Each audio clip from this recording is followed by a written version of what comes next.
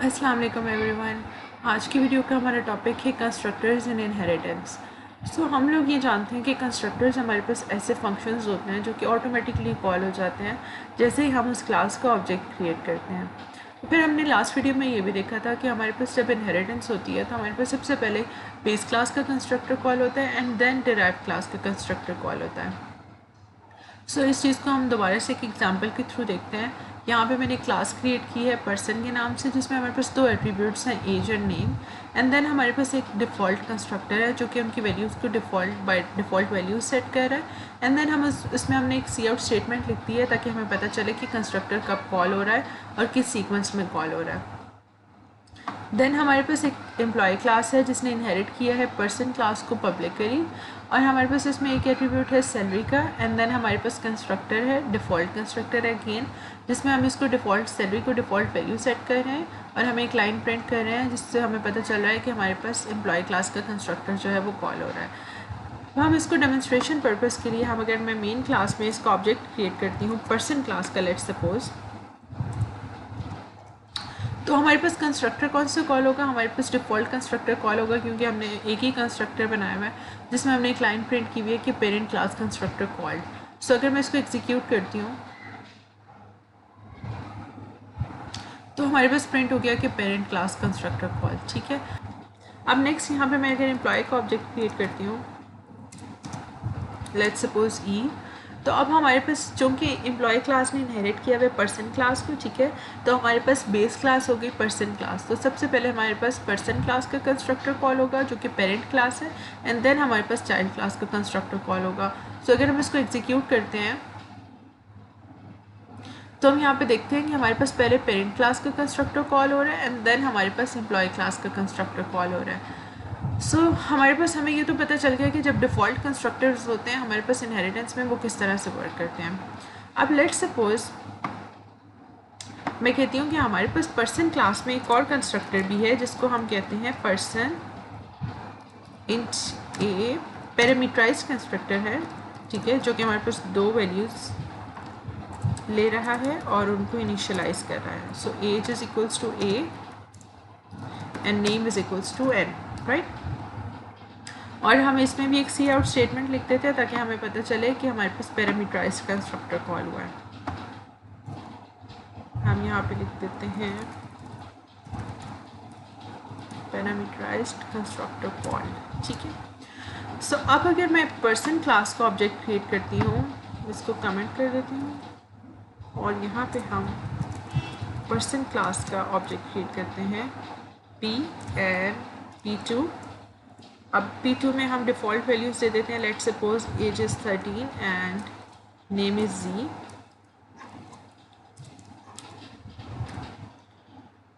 अब अगर मैं इस कोड को एग्जीक्यूट करती हूँ तो पहले आप देखो कि हमने एक पी ऑब्जेक्ट बनाया जो कि हमारे पास किसको कॉल करेगा, डिफ़ॉल्ट कंस्ट्रक्टर को, ठीक है। एंड देन हमारे पास P2 है, ये हमारे पास कौन से कंस्ट्रक्टर को कॉल करेगा, ये पर्सन क्लास में जाएगा और देखेगा ऐसा कौन सा कंस्ट्रक्टर है जो दो वैल्यूज़ ले रहा है, ठीक है, जो कि हमारे पास पैरामीटराइज, एक ही कंस्ट्रक्टर अभी हमने बनाया पैरामीटराइज, तो ये उसको कॉल करेगा। अगर मैं इसको एग्जीक्यूट करती हूँ तो हमारे पास आप देखो कि पहले पेरेंट क्लास कंस्ट्रक्टर कॉल हुआ है जो कि हमारे पास डिफ़ॉल्ट कंस्ट्रक्टर था, एंड देन हमारे पास पैरामीटराइज्ड कंस्ट्रक्टर कॉल हो गया। ये तो हमारे पास केस था कि सिंगल क्लास है, ठीक है, जब हमारे पास सिंगल क्लास है। अब लेट्स सपोज यहाँ पे मैं एक और कॉन्सेप्ट को रिवाइज कर दी चाहूँ कि हमने स्टार्ट में पढ़ा था कि आप अगर कंस्ट्रक्टर नहीं बनाते हो, ठीक है, तो कंपाइलर ऑटोमेटिकली आपके लिए डिफ़ॉल्ट कंस्ट्रक्टर को क्रिएट कर देता है, ठीक हो गया। लेकिन अगर आप कोई कंस्ट्रक्टर बनाते हो, पैरामीटराइज्ड कंस्ट्रक्टर बनाते हो या मल्टीपल ओवरलोडेड कंस्ट्रक्टर्स बनाते हो, तो अब आपके पास क्या होता है कि कंपाइलर आपके लिए पैरामीटराइज्ड कंस्ट्रक्टर को कॉल नहीं करता, ठीक है। लेट्स सपोज अगर मैं इस सारे कोड को कमेंट कर देती हूँ, अब हमारे पास इस क्लास में एक कंस्ट्रक्टर है जो कि दो वैल्यूज़ ले रहा है, ठीक है, पैरामीटराइज्ड कंस्ट्रक्टर हो गया, और इस क्लास में हमारे पास एक डिफ़ॉल्ट कंस्ट्रक्टर है, ठीक है। अच्छा, अब हमारे पास यहाँ पे अब जब आप मेन क्लास में जाते हो, मेन में जाते हो, ठीक है, और मेन में यहाँ पे आप एम्प्लॉय क्लास का ऑब्जेक्ट क्रिएट करते हो, ठीक है। तो अब आपके पास होगा क्या बेसिकली कि जब हमने यहाँ पे देखो ई सिर्फ सिंपल ई ऑब्जेक्ट क्रिएट किया है, यहाँ पे इट मीन्स कि इसने डिफ़ॉल्ट कंस्ट्रक्टर्स को कॉल करना है।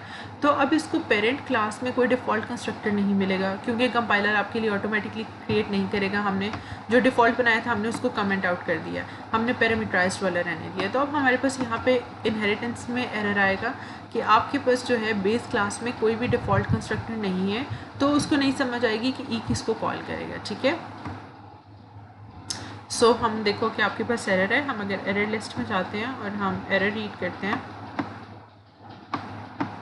तो यहाँ पे देखो कि person no appropriate default constructor available and no default constructor exist for class person. ठीक है, सो हमारे पास ये कह रहा है कि हमारे पास डिफ़ॉल्ट कंस्ट्रक्टर नहीं है, तो अब हम एम्प्लॉय का ऑब्जेक्ट इस तरह से क्रिएट नहीं कर सकते। सो लेट्स सपोज अगर मैं अगेन ऊपर जाती हूँ और मैं इसको अनकमेंट कर देती हूँ,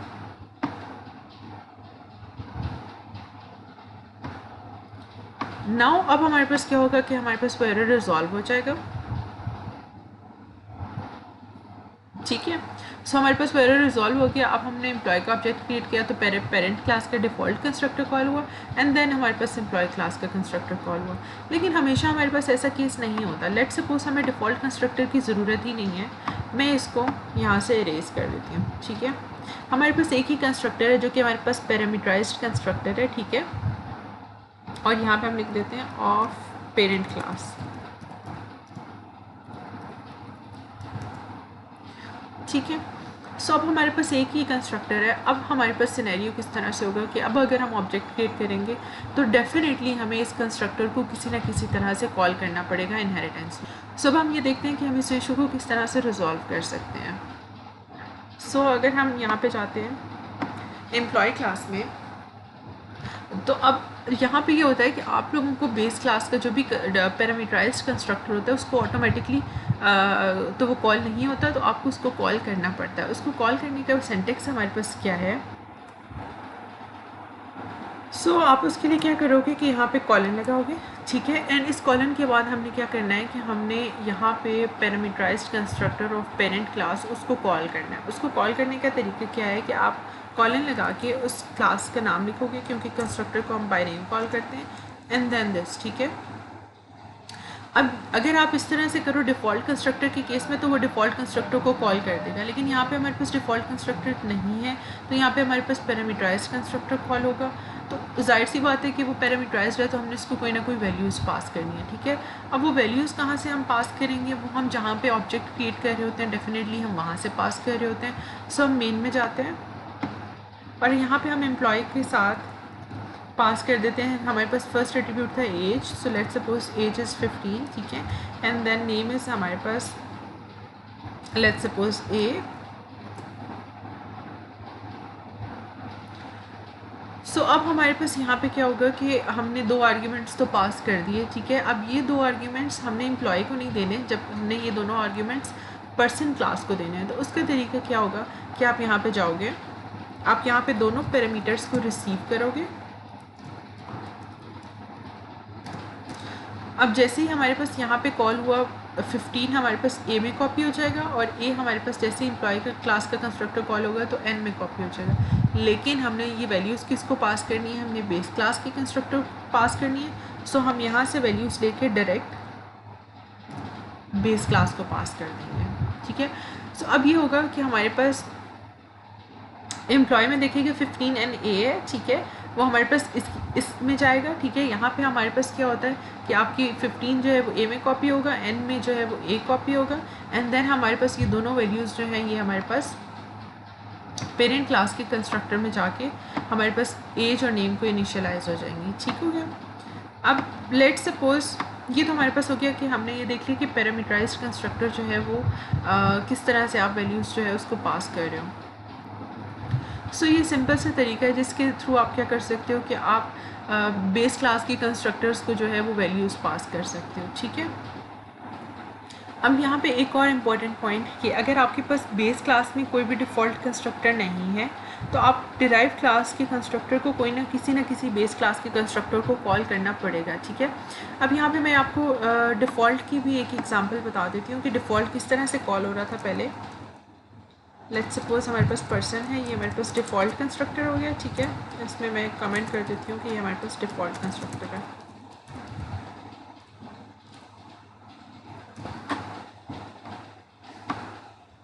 सो अगर आपने यहाँ पे एम्प्लॉय के साथ आपने डिफ़ॉल्ट कंस्ट्रक्टर को कॉल करना है तो आप उसको किस तरह से कर सकते हो, कॉलन पर्सन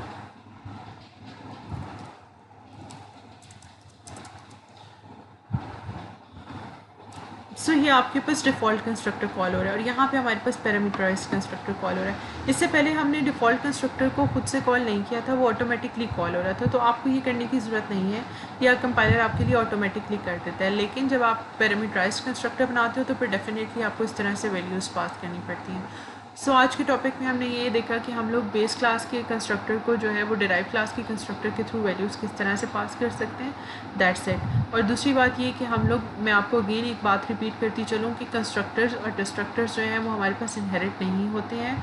हमारे पास कंस्ट्रक्टर्स जो हैं वो इस तरह से कॉल होते हैं कि पहले आपके पास बेस क्लास का होता है, देन डिराइव क्लास का होता है, और डिस्ट्रक्टर्स हमारे पास ऑपोजिट सीक्वेंस में चलते हैं कि पहले आपके पास डिराइव क्लास का कंस्ट्रक्टर कॉल होगा एंड देन आपके पास बेस क्लास का कंस्ट्रक्टर कॉल होगा। सो आज की वीडियो में इतना ही। अगर आपको कोई भी क्वेरी है तो आप मुझे कमेंट सेक्शन में बता सकते हैं या आप मुझे ईमेल कर सकते हैं।